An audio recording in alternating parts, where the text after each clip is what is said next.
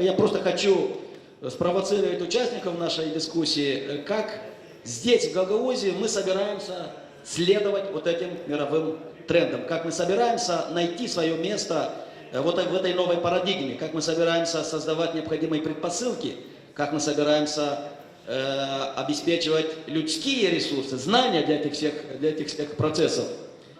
Несомненно, специфика и региона является то, что в этом емком понятии, как инвестиционный климат, где не бывает мелочей, на самом деле, есть место разного рода факторам. Конечно, инвестиционный климат, он зависит от политической стабильности. Не только здесь, в Гагаузии, но и в национальном масштабе. Но я сейчас скобки открывать не хочу. Я просто акцентирую внимание, что инвестиции в Гагаузии зависят во многом от того, что происходит на политическом небосклоне в рамках всей страны. Конечно, другим фактором инвестиционной привлекательности, в том числе в Гагаузии, является фактор макроэкономической, макрофинансовой стабильности. Это уже фактор, скажем так, национального масштаба. Конечно, важным элементом инвестиционной привлекательности является качество законодательства. Но самое важное – это качество законоприменения, то есть качество того, как работает институция.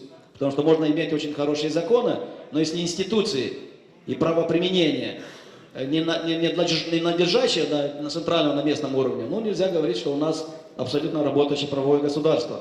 А вот инвестиции без гарантий, что при появлении каких-либо, скажем так, тяжб суд не даст, скажем так, правильное решение, но говорить о том, что инвестор будет себя чувствовать уютно, это, наверное, будет несерьезно.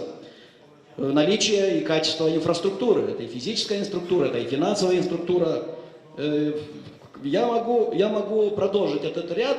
Мы видим, что это факторы и, скажем так, и центрального порядка, но, конечно, очень многое зависит на самом деле и от того, как работают институции, главным образом, как работает и законодательное собрание, как работает исполком на местном уровне. Еще раз говорю, мелочей не бывает.